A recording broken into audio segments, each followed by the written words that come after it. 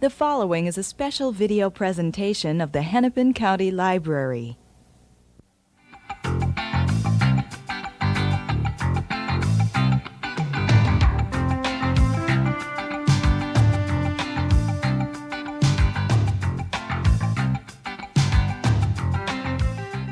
Hi, welcome to a discussion with Dannion Brinkley. I'm Eileen Cavanaugh from the Hennepin County Library Program Office, and my guest today is the author of Saved by the Light. Welcome, Dannion. Thank you, Eileen. Glad to have you here. Thanks. Good to be here. And that's sort of a pun almost. You're very glad to be here, I assume. Well, partially. I would have to say when people ask me about which life I like the best, I would have chosen the other side.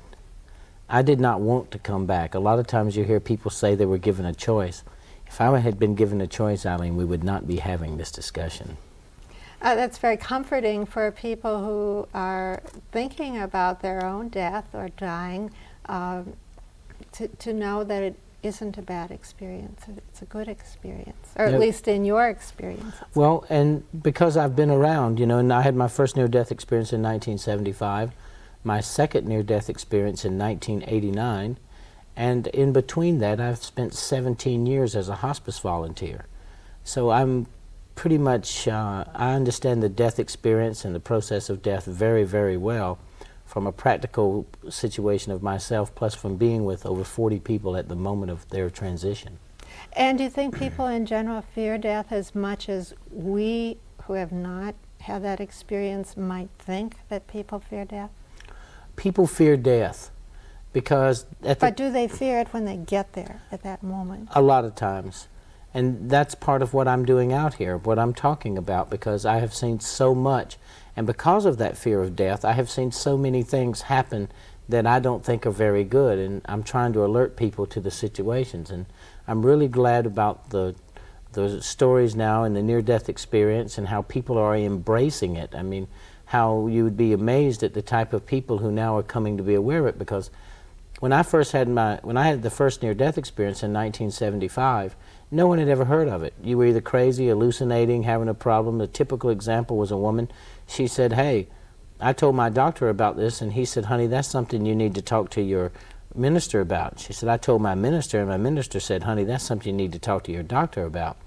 And when the advent of Dr. Raymond Moody and the near-death experience, which is, he gave it a title, he personified it.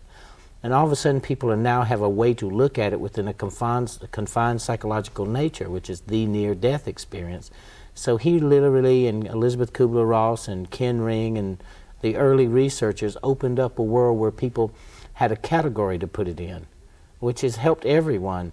I mean, you know, people called it religious experiences and people called it all types of different experiences, but now we have a scientific category, and the American Psychiatric Association has now given it a title, so it's official. It's in the doctrine of what's going on, and so it's an accepted modality to look at, which I have watched 19 years of the progression myself.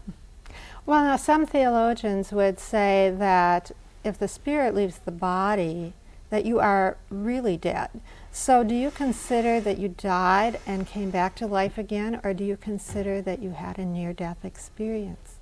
Well, I had a near-death experience, but when you don't have any pulse or any respiration for 20 to almost 30 minutes now, I mean, that's not near dead. But you have to look at this, Eileen. In the last 10 years, look where medicine has brought itself. When you had, it was 10 years ago, when you had no pulse and no respiration for 4 minutes, you were considered brain dead. The lack of oxygen deficiency syndrome, you were dead. But now you resuscitate people because of new cardiopulmonary resuscitation techniques. You're resuscitating people up to 4 hours after they have been considered no pulse, no respiration, no EKG, brain dead. Just recently, a little girl was frozen and in the snow, and 4 hours later, another one had drowned, and 4 hours later. So to determine where the point of death is now, it's the medical profession who's up against the wall, and theologians, you know, who knows what theologians think. So you have to look at what now is determined death. I say that people never die. They separate from this body. But you know, one thing about being dead or going through a near-death experience is you realize how separate you are from this body. And this body is a part of you, but you are not a part of it. But wasn't something of your experience one of wholeness as you had this near-death experience? You said that you had visions of 13 beings who came to you or whom you experienced at this time. And my sense was that since these 13 beings reflected different facets and different characteristics, that perhaps they symbolized kind of wholeness. Absolutely. The part that you're discussing is where I went to the great cities of light, great cathedrals of knowledge. And just to back up, this was after your first near-death experience, which resulted from your being struck by lightning. On September the 17th at 7:05 p.m. 1975, I'd been home from Nicaragua a total of about 3 days. I was talking on the phone to a friend of mine. I was hit in the neck by a bolt of lightning. It went down my spine. It welded the nails of the heels of my shoes to the nails in the floor. It threw me in the air. It suspended me in the air, and then it threw me back down on the bed, and it bent the bed frame.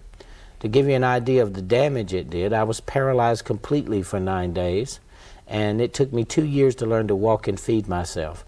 In the course of it, as I was being struck by lightning, and I hit the bed, I was on fire and I was burning, and I didn't really know what had happened to me. Then all of a sudden I'm in a blue-gray place. I'm outside of my body. I'm floating.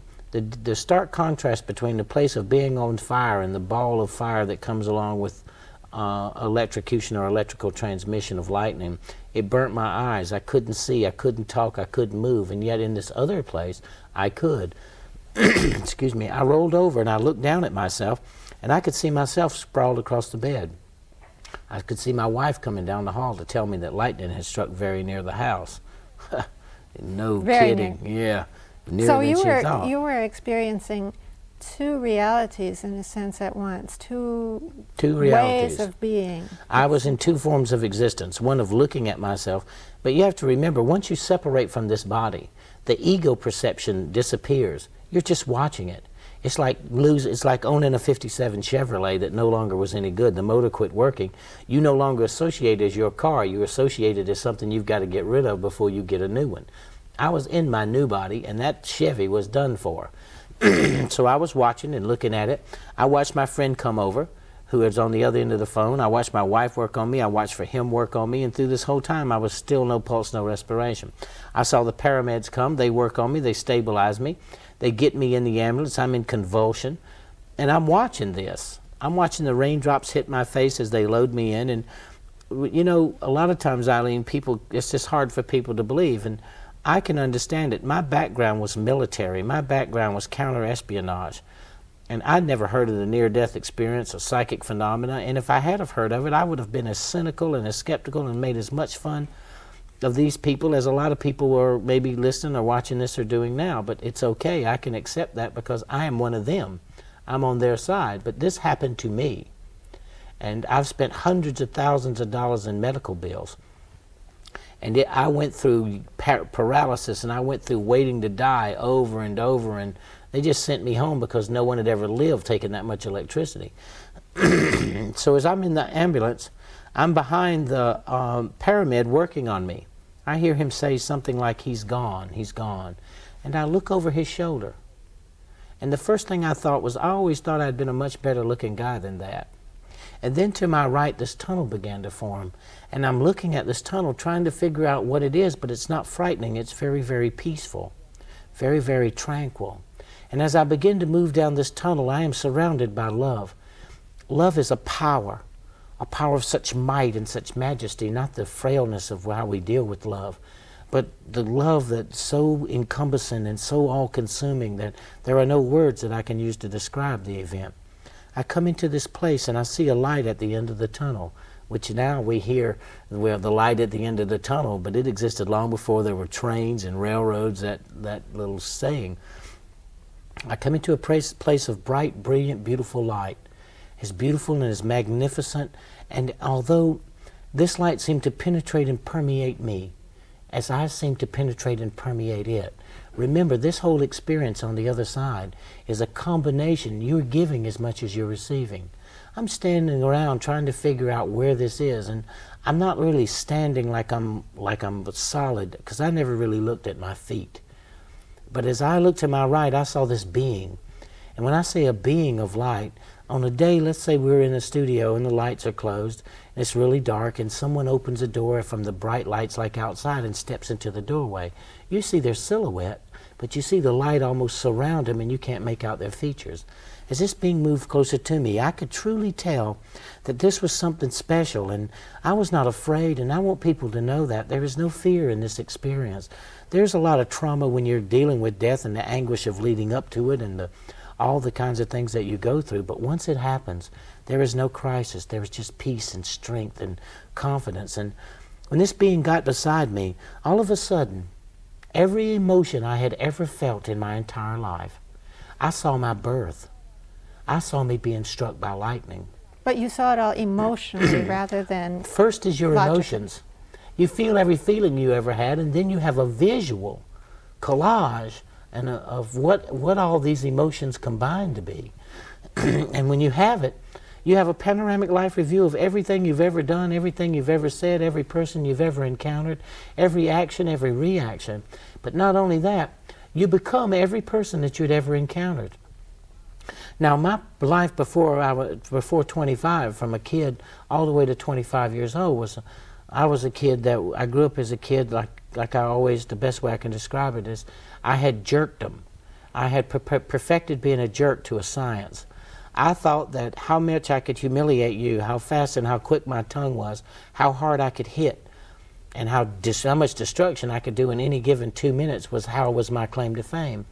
And then I realized when my life passed before me, I became the people that I had humiliated and affected, and the lives of that I had destroyed. And when you feel So are you saying you suddenly realized how it felt to be on the receiving end? When you hear the terms, love thy neighbor as thyself and do unto others as you'd have others do unto you, remember, that's literally what's going to happen. And we should all take that. That's one of the most important things about people who've had near-death experiences. We all say this.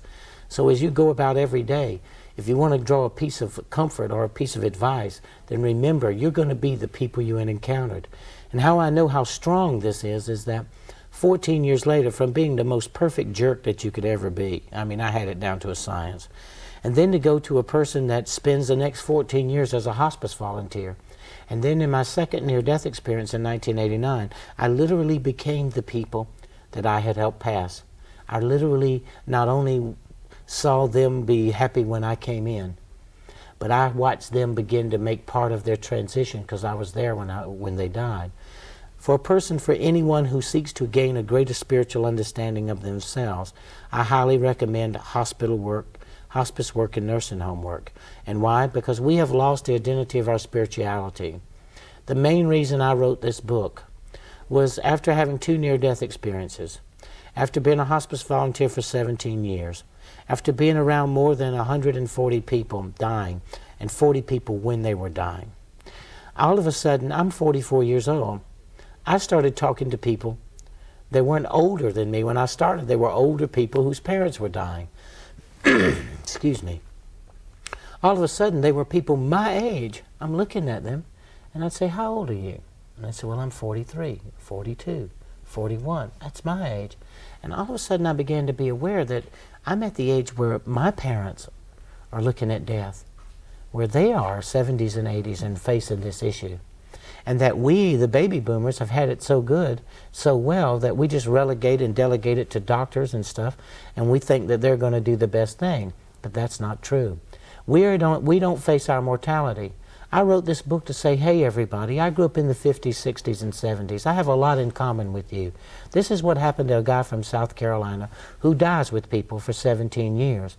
And I want you to be able to face your mortality, because the people that you love the most and the decisions that you're going to help them make as they begin to make their transition, I need you to take a good look at my life and to be able to make the right decisions and judgments, to not do extensive health care. 70 cents of every dollar in health care in the year 1994 is spent in the last 6 months, in the last 6 months of a person's life, to extend their life an average of 14 days. Anyone who's lost somebody knows that is the most horrendous last 2 months they ever expend. And it's the most humiliating and just disgraceful how we do it. And I want people to be able to look at things like the living will. And I want them, why the book is written was, hey, this is how I come to the conclusions I come to. This is not to bring about some great rage. This is to say, hey, this is what happened to me. This is how come I think that the living will and death with dignity and having things like looking at these issues and facing your mortality through me. Or I have what I call the Dannion instant kit. You get a screwdriver and stick it in a 220 outlet. So there's your two choices. Either way, it's okay with me, because I would rather be hearing this story than telling it, I promise. Do you think that you and perhaps other people as well had near-death experiences in order to give your life a sharp change? It seems as if you became very close to death and perhaps learned a lot from death following. Would you ever have done this if you hadn't had a near-death Oh, absolutely experience? not. You know, what would you have been like? I would have probably been what I was before. I mean, I grew up in the 60s. You would have perfected jerkdom even more. Oh, I would have become a master. I would have had a PhD in being a jerk. And I would have probably been one of the most destructive or one of the most expert counter-espionage and covert activities persons. I mean, I spent from 19 years old to 25 years old, I'd just come home from Nicaragua then, blowing up power stations. And I've been in 4 military conflicts, and I was pretty good at destroying things, bridges, houses, people's lives. I mean, that's what I did. As I grew up, and I just became the perfect model, not the perfect model, but I had the type of personality that when the world of Cold War warfare, espionage and counter-espionage and covert activities where you did it, I think when people ask me what my title was in the military and in those organizations, I was called plausible deniability. You could say I never existed and deny my existence, and I think that what else I was is that I gave you the perfect opportunity to die for what you believed in. I mean, that was my job. What did you do? I provided you the maximum opportunity to die for what you believed in. Well, so do you think you moved from this destructive element in life, or what symbolized destruction in your life, to a more positive element? And yet it seems to me that the visions that you had were negative in some respects, the beings telling you that it's why, terrible Eileen, things were going to happen. But it's not terrible things, it's what we deserve. And it's typical. I never meant to tell the world about the visions. Raymond started doing that, Dr. Moody and Ken and people who had been around me. These were guidelines.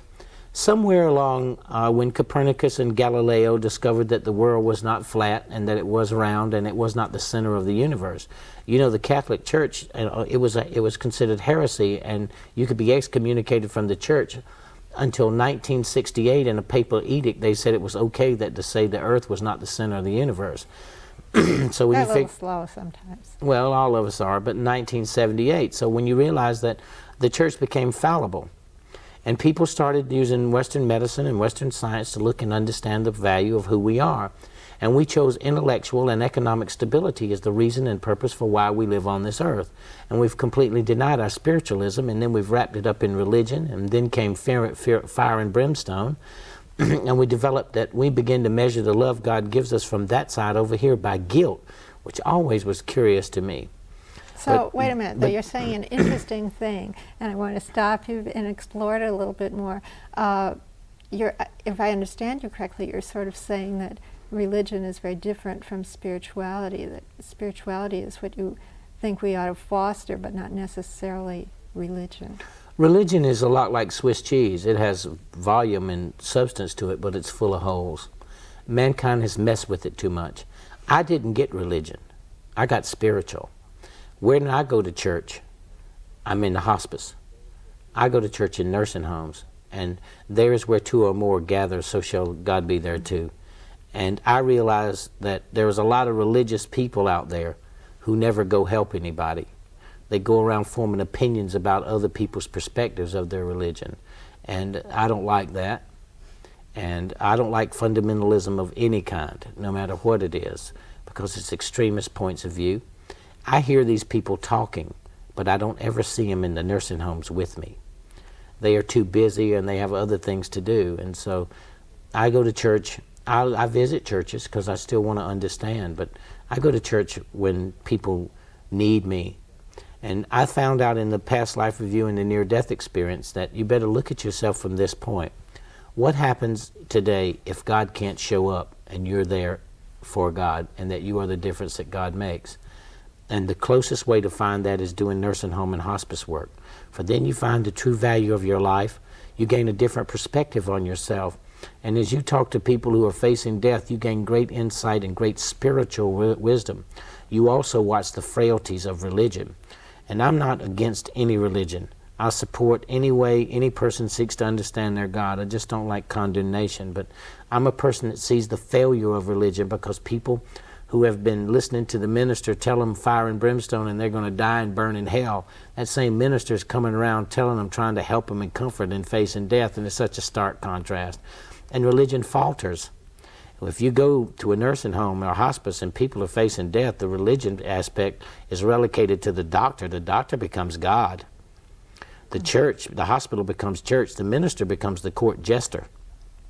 The family becomes the administrator, and the person dying becomes the guinea pig.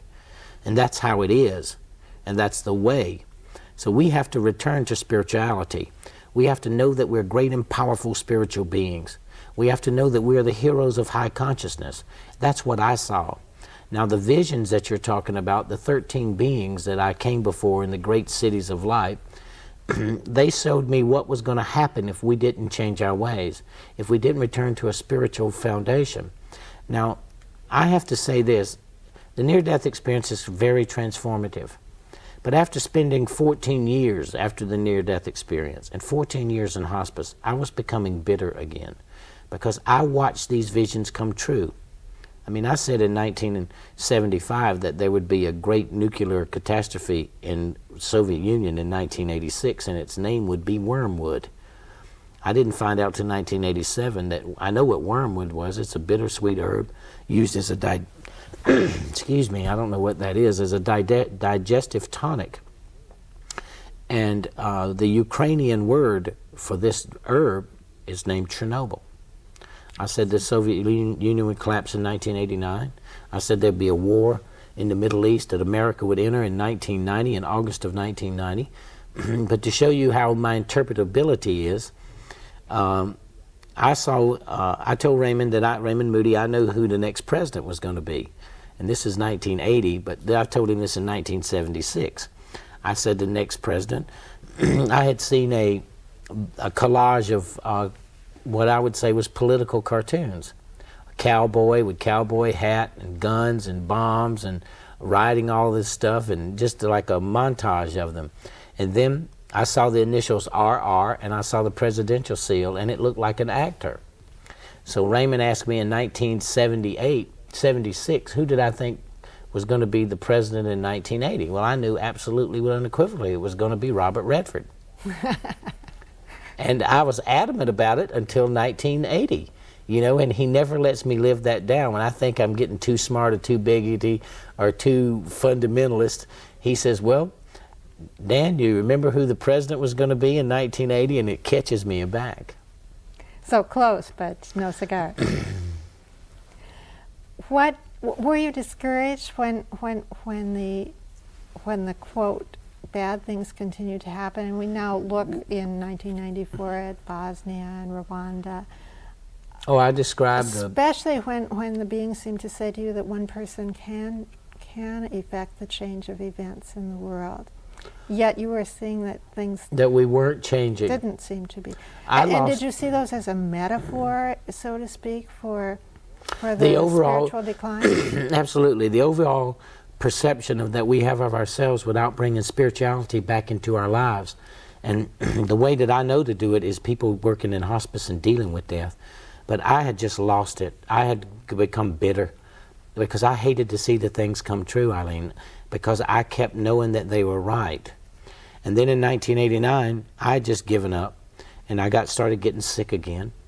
And I thought I had the flu, and I went to see the doctor, and I walked over there, and I said, well, Doc, I don't know what's wrong with me. I think I got the flu because, you know, the symptoms of what the flu. He said, well, Dannion, let's check you. And he checked me and he said, well, you have a touch of pneumonia. He said, but to be frankly and honest with you, I said, well, please be that. He said, you'll be dead in 45 minutes. You're in heart failure. I said, well, darn, Doc, do you think I should sit down? And I was smiling because he said, why are you laughing? I said, dead in 45 minutes? This is going to be great. Because I was tired of living in a world that eats its young. I mean, we must take a look at what we're doing. We're here, like, look at America today in 1994. We are the world's leading arms merchants. We are the merchants of destruction. And that we are entering a period between 1994 and 1997 where if we don't get a grip on it, and if we don't start looking at it, we're going to be in a lot of trouble. And I just didn't want to face that period. So I went through the second near-death experience. I had open heart surgery.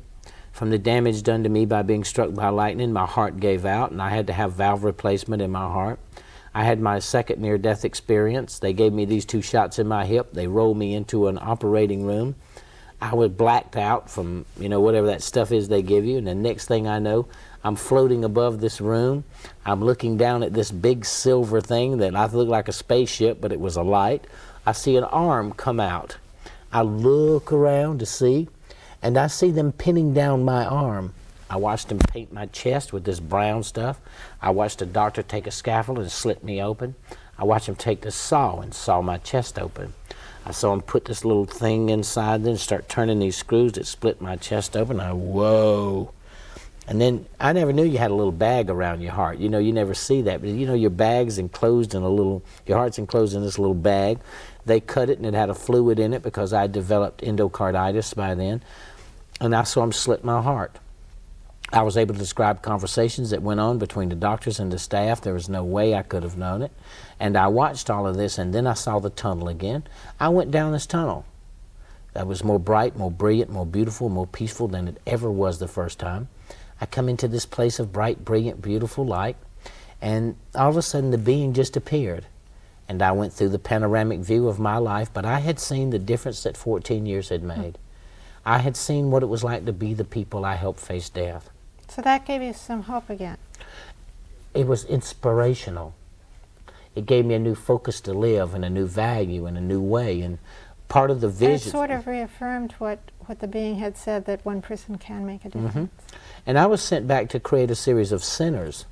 I mean, I have a mission. The book completely describes that. And I was designed to come back to build a way at which people could experience certain parts of the near-death experience and not have to go through the horrors of it, what I went through, and that people would be able to make decisions in the living will, because once you're in control of your life as you face death, it changes you. It changes your family. It changes how you look at things, or how you should look at things, and which way to go. And so, Dannion, we're going to have to let people read about it because we've run out of time, of which we've lost control too. Oh, absolutely. But I do thank you for being with us. Thank you for having me great. here.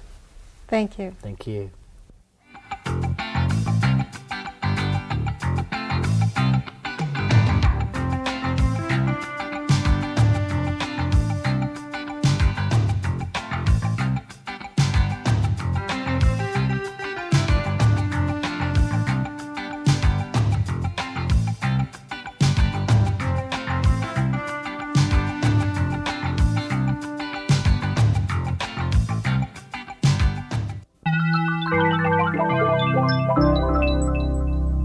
A presentation of the Hennepin County Library.